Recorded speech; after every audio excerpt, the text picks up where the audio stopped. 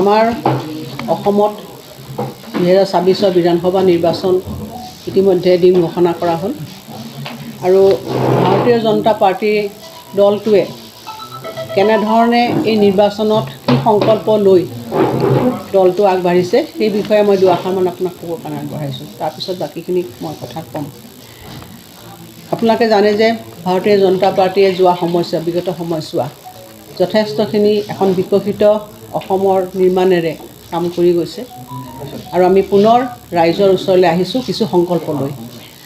এইবাৰ আমি 2026ত আমাৰ সংকল্প হৈছে যে শ্ৰীমন্ত শংকৰদেৱ গুৰুজনা, শ্ৰীমন্ত মাধৱদেৱ গুৰুজনা আৰু চাওলুং চুকাফাৰ আদৰ্শৰে এখন অসম গঢ়া। আৰু আপোনালোকে দেখিছে যে কংগ্ৰেছে বৰ অসম গঢ়িম বুলি কৈছে, সেইখন বৰ অসমত কোন থাকিব সেই কথাখিনি আমি আপোনালোকক বিনম্ৰভাৱে ক'ব বিচাৰিছোঁ।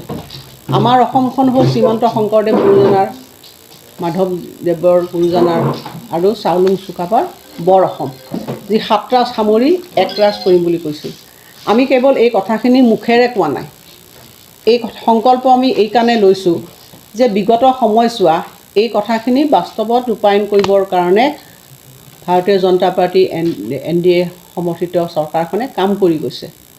প্ৰথমতে আপোনালোকক মই ক'ব বিচাৰিছোঁ যে শ্ৰীমন্ত শংকৰদেৱ গুৰুজনাৰ যি জন্মভূমি বৰদোৱা স্থান, সেই বৰদোৱা স্থানত 165 বিঘা মাটি অবৈধ দখলকাৰী দখলৰ পৰা উদ্ধাৰ কৰা হ'ল আৰু সেই স্থলত আমাৰ শ্ৰীমন্ত শংকৰদেৱ গুৰুজনাৰ 300 কোটি টকীয়া এক ভব্য এটা প্ৰকল্প নিৰ্মাণ কৰা হৈছে আৰু যি প্ৰকল্পই গুৰুজনাক আমাৰ বিশ্বগুৰুৰূপে স্থাপনা কৰাৰ যি আমাৰ স্বাভিমানী অসমীয়াৰ যিটো ইচ্ছা আছিলে, সপোন আছিল, সেই সপোন আমি বাস্তৱত ৰূপায়িত কৰি সেইখিনি দেখুৱাই দিছোঁ। গতিকে ভাৰতীয় জনতা পাৰ্টীয়ে এই সংকল্প লৈয়ে কাম কৰিব বিচাৰিছে। দ্বিতীয়তে মাধৱ গুৰুৰ কথা কৈছোঁ।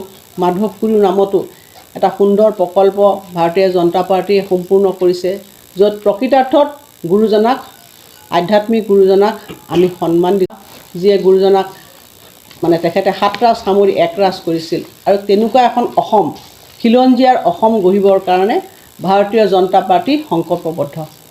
চাওলুং চুকাফাই ৭ ৰাজ সামৰি ১ ৰাজ কৰিছিল আৰু আপোনালোকে দেখিলে যে এতিয়া আমাৰ চৰকাৰখনে বিগত সময়ছোৱা প্ৰায় 1,20,000 বিঘা ভূমি অবৈধ লোকৰ দখলৰ পৰা আজি উদ্ধাৰ কৰিছে।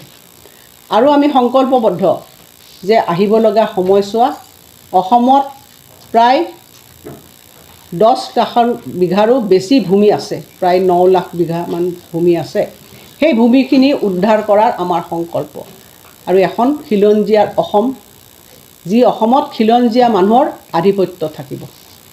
কংগ্ৰেছ দলে কোনখন অসমৰ কথা কৈছে আমি নাজানো, কিন্তু সেইখন অসমত দেখিছোঁ যে অবৈধ লোকৰ দপদপনি, যি মিয়া বুলি কৈছোঁ যে সেইসকলৰ দপদপনি। আৰু সেইসকলে আপোনালোকে দেখিছে যে আমাৰ বজাৰসমূহ আজি আমাৰ হাতৰ পৰা সেইসকল ব্যক্তিৰ ওচৰলৈ গৈছে, আমাৰ পথাৰসমূহ সেইসকল ব্যক্তিৰ ওচৰলৈ গৈছে। আৰু আজি যদি আপোনালোকে জনসংখ্যা অসমৰ চায়, আজি সিদিনাখন এজন ব্যক্তিয়ে কংগ্ৰেছ দলত যোগদান কৰি পেলাই কি কৈছিল যে আমি উজনি অসমৰ শিৱসাগৰ জিলা আমি ধুবুৰীলৈ সম্প্ৰসাৰিত কৰিম। তেওঁলোকৰ উদ্দেশ্য আৰু লক্ষ্য কি আমাৰ সকলোৱে দেখিছে যে তেখেতসকলে কেৱল ক্ষমতাৰ কাৰণে আমাৰ খিলঞ্জীয়া অসমখনক, যিখন চাওলুং চুকাফাই গঢ়ি থৈ যোৱা, আজি 500 বছৰ আগত শংকৰ গুৰুৱে গঢ়ি থৈ যোৱা নামঘৰ কেন্দ্ৰিক সমাজখন আজি বৰ অসমৰ নামত তেওঁলোকে কি কৰিব বিচাৰিছে। আজি আমি যদি জনসংখ্যাৰ কথা আমি চাওঁ যে আমাৰ আজি ৰাজ্যখনত আজি লাহে লাহে আমাৰ যিবিলাক এটা সময়ত সংখ্যাগুৰুৰ আধিপত্য আছিল, সেই জিলাবিলাকতো আজি লাহে লাহে সংখ্যালঘিষ্ঠ হ'বলৈ যে ভোটাৰ তালিকা যিটো সংশোধন এছাৰ স্পেচিয়েল যিটো ৰিভিজন হ'ল, এই ৰিভিজনত কেইবাটাও তথ্য ওলাই পৰিছে আৰু সেই তথ্য দি অবৈধভাৱে বহু লোক বসবাস কৰি আছিলে। তেনেকুৱা ধৰণৰ অনুপ্ৰৱেশকাৰীসকলো যাতে কোনো ধৰণৰ সুৰুঙা পাই পেলাই ভোটাৰ তালিকাত থাকিব নোৱাৰে, অতি সুন্দৰভাৱে এই SR ৰিভিজন স্পেচিয়েল ৰিভিজন কৰা হ'ল। আমি এই কামখিনি সুন্দৰভাৱে কৰাৰ কাৰণেও আমি কেন্দ্ৰীয় চৰকাৰৰ যিসকল অনুষ্ঠানে এই কামখিনি কৰিছে তেওঁলোকক আমি ধন্যবাদ দিছোঁ। আৰু লগতে এটা কথা কৈ মই সামৰিম, বেছি কথা নকওঁ, সেইটো হৈছে প্ৰাতিষ্ঠানিক তুষ্টিকৰণ।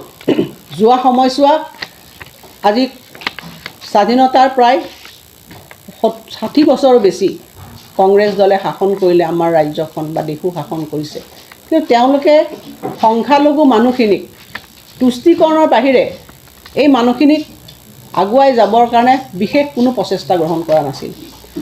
আজি আমি দেখিলোঁ যে আজি মই নিজেও বহু সংখ্যালঘু মহিলা মই লগ পাইছোঁ। আমাৰ চৰকাৰৰ দিনত যিটো বহু বিবাহ বন্ধ আইন আনিলে, সি গোটেই মহিলাসকলক সবলীকৰণ কৰিবৰ কাৰণে এটা বৃহৎ প্ৰচেষ্টা। সংখ্যালঘু মহিলাসকলেও একাংশই আমাক কৈছে যে বহু বিবাহ বন্ধ হোৱাৰ লগে লগে এই আইনখনক, সাহসী আইনখনক তেখেতসকলেও সমৰ্থন জনাইছে। সংখ্যালঘু বুলিয়েই নহয়, সংখ্যালঘিষ্ঠ সংখ্যাগৰিষ্ঠ সকলো লোকে এই আইনখনক তেওঁলোকে আদৰণি জনাইছে। তাৰপিছত তুষ্টিকৰণৰ কথা মই ক'লোঁ, প্ৰাতিষ্ঠানিক তুষ্টিকৰণ। এটা সময়ত আমাৰ ৰাজ্যখনত শিক্ষাৰ ব্যৱস্থাটোৰ নামত এটা মাদ্ৰাছাবিলাক প্ৰতিষ্ঠা কৰা হৈছিল, যি আমি ৰেডিকেলিজিম বুলি কওঁ, ৰিলিজিয়াছ ৰেডিকেলিজিম বুলি কওঁ, সেইটো কৰিবৰ কাৰণে চেষ্টা কৰা হৈছিল।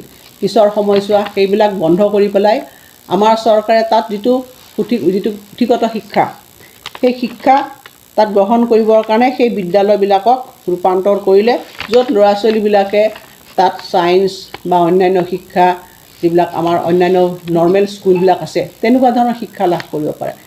শদিয়াৰ পৰা ধুবুৰীলৈ, বৰাকৰ পৰা ব্ৰহ্মপুত্ৰলৈ সকলোৰে মাজত চিনাকি এটা নাম প্ৰাতঃ টাইম।